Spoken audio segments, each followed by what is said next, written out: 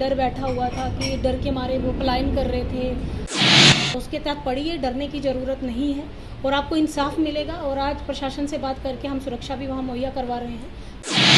अगर कुछ गलत किया है तो वो सज़ा मिलेगी, लेकिन अगर उन्होंने कुछ भी नहीं किया है और फेक मुकदमा लगाने वाले को भी हम नहीं छोड़ेंगे, उस पर भी हम सेक्शन 4 लगाएंगे।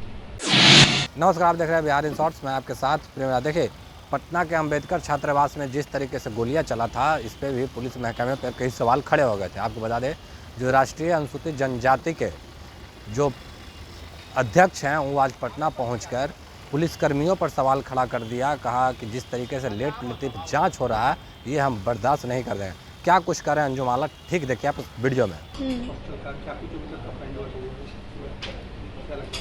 हाँ, विज़िट किया। मैं पूरे अपने छात्रों से मिली हूँ, सारे स्टूडेंट्स हमें मिले हैं और एक आज से उनके मन में ये हो जाएगा जो उनको लग रहा था कि डर बैठा हुआ था कि डर के मारे वो पलायन कर रहे थे। हम लोग वहाँ कैसे यहाँ पे रहें, क्योंकि कभी गोली चल जाए और हमें सुरक्षा नहीं मिल रही है। तो एक आज आश्वासन उनको हम दे के आए हैं, क्योंकि जब कमीशन में केस पहुँच जाता है, जब कमीशन खुद पहुँच जाता है, फिर वो प्रशासन की रिस्पॉन्सिबिलिटी खुद ही हो जाती है कि अब क्योंकि उनको आँच भी आ जाएगी तो कमीशन उनको नहीं छोड़ेगा। और हमने सभी को कहा है कि आप आइए, वापिस पढ़िए, क्योंकि आप सब बाबा साहब के सपनों को साकार करने के लिए बात भी कर रहे हैं और साकार करने के लिए निकले भी हैं। तो उसके तहत पढ़िए, डरने की ज़रूरत नहीं है और आपको इंसाफ मिलेगा। और आज प्रशासन से बात करके हम सुरक्षा भी वहाँ मुहैया करवा रहे हैं, प्लस वहाँ CCTV फुटेज भी लग जाएगी, कैमरा लग जाएंगे। तो उनको अपने आप में जो लग रहा है कि हम सुरक्षित नहीं हैं, तो वो कैमरे जब लग जाएंगे तो वो भी सुरक्षा की भावना होगी। हालांकि थोड़ा सा मन में डर बैठा हुआ है, कोशिश कर रहे हैं पूरी तरीके से उसको डर वो निकले। और प्रशासन को भी हमने कहा है, SP और DM एक मीटिंग करेंगे उनके साथ में बैठ के, कह रहे हम भी उनसे बात करेंगे और पूरा भरोसा दिलाएंगे कि आइंदा से इस तरीके की घटना नहीं होगी।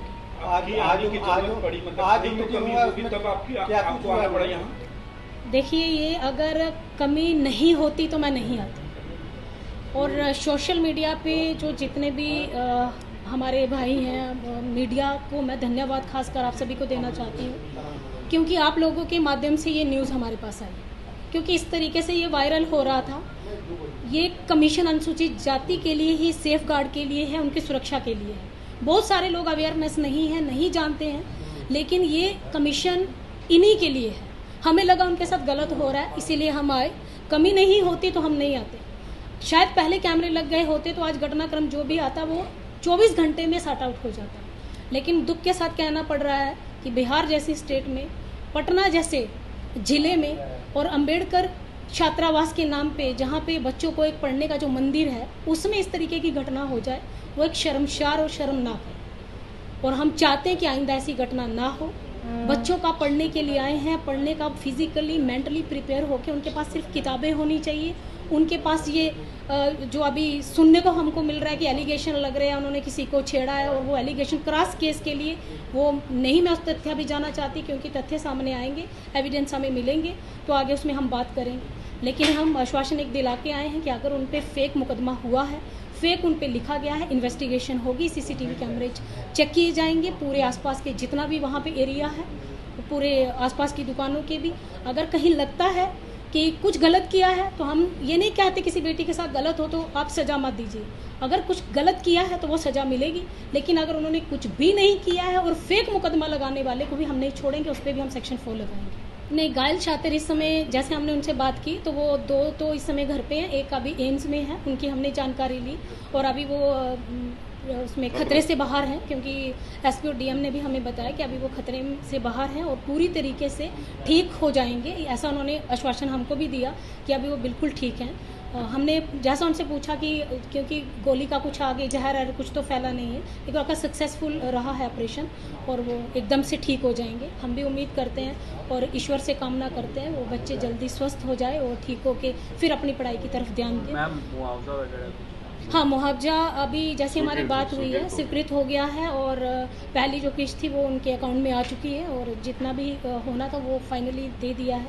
बाकी SP और DM की शाम को एक रिपोर्ट आने वाली, वो हम आपसे, हमारे डायरेक्टर हैं संजय सिंह जी, वो शेयर करेंगे। जी, जो आरोपी उसमें जो नाम हमारे पास है वो 5 है। एक को तो अभी पकड़ लिया है और उसका लाइसेंस भी, जिससे गोली चली थी, वो लाइसेंस भी रद्द करने के हमने आदेश दे दिए। पुलिस की धीमी कार्रवाई पर क्या कहेंगे कि वो एक ही गिरफ्तारी हुआ अभी तक, 5 लोग उसमें नामजद। अगर पुलिस की अच्छी कार्रवाई होती तो हम थोड़ी ना आते। वो कहीं ना कहीं हीरा डोली का उनका लगा, जिससे हम संतुष्ट नहीं थे। रिपोर्ट हमको टाइमली आनी चाहिए थी, नहीं आई, और इसीलिए अभी ये हम बात उनको कह के जा रहे हैं कि सीसीटीवी कैमरे की फुटेज लेने में इतना टाइम नहीं लगता, इतना वक्त नहीं लगता है। 1 हफ्ते का समय बीत गया है। अब तत्काल वो कार्रवाई करेंगे, उसकी फुटेज हम भी वो लेंगे, और जो भी बाकी एविडेंस हमने सारे मंगाए हैं, और उम्मीद करते हैं कि अब कमीशन के पहुंचने के बाद में तत्काल कार्रवाई भी होगी और वो रिपोर्ट हमको भी सबमिट करेंगे। इस घटना में जो भी सम्मिलित होंगे उन पर क्या कार्रवाई होगी? इस घटना में जो भी सम्मिलित होंगे, चाहे वो प्रशासन का ही कोई अधिकारी क्यों ना हो, उस पर भी वही धारा लगेगी जो एक क्रिमिनल पे लगती है, क्योंकि ये छात्राओं के भविष्य का सवाल है। यहाँ इनके लिए 1-1 मिनट इनको फर्क नहीं पड़ता, लेकिन उस स्टूडेंट का, उस छात्र के भविष्य का, जो थाने में बेकसूर बंद है, उनके भविष्य पे 1-1 सेकंड, 1-1 मिनट का वो फर्क पड़ रहा है। वो एक स्टूडेंट लाइफ हमने भी जी हुई है, आप भी स्टूडेंट जैसे लग रहे हो, तो ये अहमियत उन बच्चों को पता है जो अंदर है।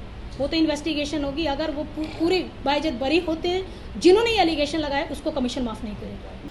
तो जैसा कि देखा आपने, साफ तौर पे कहना उनका कि जिस तरीके से प्रशासन देर कर रही है, जांच में जो ढिलाई हो रहा है वो बर्दाश्त करने लायक नहीं है। जिस तरीके से घटना को अंजाम दिया जा रहा है और प्रशासन है वो सुस्त पड़ी हुई है, कहीं ना कहीं प्रशासन को एक्टिव होना चाहिए।